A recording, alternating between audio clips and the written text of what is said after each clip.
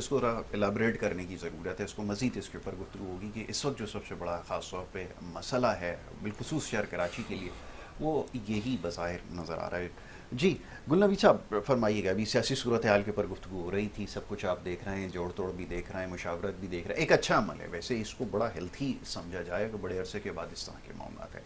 مگر میرا سوال آپ سے یہی ہے، اب تھوڑی ہمیں معیشت کی صورتحال بہتر نظر آ رہی ہے، لیکن واقعتاً جن کاموں کو کرنے کی ضرورت تھی کیا وہ ہو رہے ہیں، یا حکومت کی جو ترجیحات میں جو چیز سب سے پہلے شامل ہونا چاہیے تھی، کیا محسوس ہو رہا ہے کہ وہ مہنگائی ہے اور یہ دیگر مسائل ہیں، یا پھر قانون سازی اور اس طرح کے معاملات ہیں؟ ذرا چاہوں گا اس پہ تبصرہ کیجیے۔ جی یاسر بھائی، پہلے تو میں آپ سب کا شکریہ ادا کرتا ہوں کہ آپ نے بلایا اور ٹائم دیا۔ جی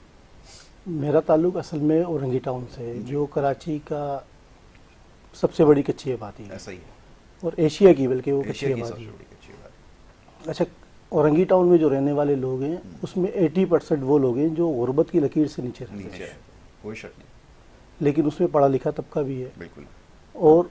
ایسا مطلب اس طرح کے لوگ رہتے ہیں اورنگی ٹاؤن کے اندر کہ تقریباً پاکستان کی تمام قوموں کے لوگ آپ کو اورنگی ٹاؤن میں ملیں بالکل گے، ایسا ہی تمام اور بڑی تعداد میں۔ کچھ لوگ ایسے ہیں مطلب جو پنجاب کمیونٹی، مطلب پنجابی سے ان کا تعلق ہے، یا پختون ہے، ہزارہ کمیونٹی سے، اور وہاں اب ان کو دیکھیں گے تو اس طرح لگے گا کہ ایک فیملی ہے، گلدستہ ہے، کہ سب ایک دوسرے سے جڑے ہوئے ہیں، کوئی لڑائی جھگڑا، کوئی کسی طرح کے کوئی معاملات نہیں۔ لیکن کچھ لوگ ایسے ہیں جنہوں نے بیچ کے اندر آ کے نفرتیں پھیلا دی، حالات خراب کر دیے، جن میں 20 لوگ اورنگی ٹاؤن کے اندر ٹارگٹ کلنگ ہو رہی تھی، ڈکیٹیاں، آج بھی یہ بڑے مسائل ہیں۔ لیکن ہمارے اداروں نے جس طرح 2013 کے اندر ایک آپریشن کا ابتدا کیا کراچی کے اندر، جس سے امن آیا، اور اتنا امن آیا کہ جو 20 25 30 لاشیں روزانہ کراچی میں گرتی تھی وہ بند ہو گئی، اور کاروبار بھی بڑھنا شروع ہو گیا۔ تو یہ بل سے بہت سارا فائدہ بھی ہے، لیکن پہلے جو قانون بنے ہوئے ان قانون پہ عمل درآمد بھی ضروری ہے، کیا اچھی بات، کیونکہ قانون تو بن جاتے ہیں لیکن اس پہ عمل درآمد نہیں ہوتی۔ پھر اس کے اندر کچھ اداروں کے لوگ ہیں جو ملوث ہوتے ہیں،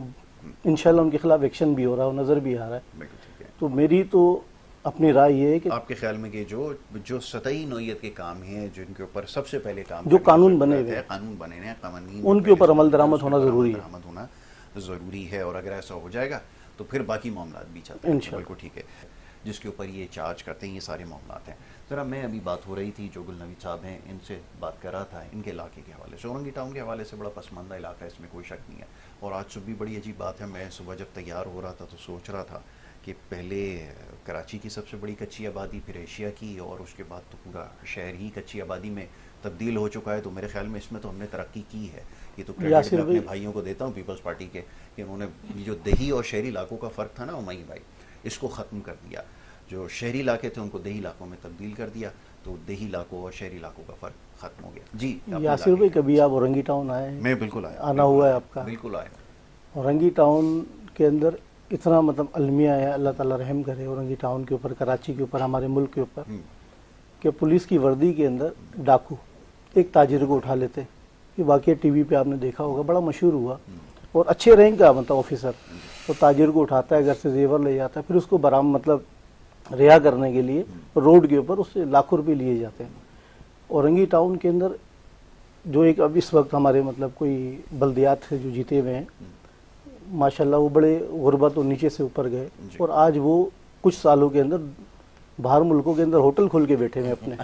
اور اس طرح کے ہوٹل کہ آپ اورنگی ٹاؤن میں لوگ، اللہ معاف کرے گا، آپ جب اورنگی ٹاؤن صبح نکلیں گے نا 8 بجے کے ٹائم، تو آپ کو اسکول کی بسیں، گاڑیاں نظر نہیں آئیں گی، آپ کو خواتین نظر آئیں گی کام پہ جانے والی، فیکٹریوں میں جانے والی، چھوٹے چھوٹے بچوں کو بیچتی ہیں اپنے کام کے لیے، روزگار کے لیے۔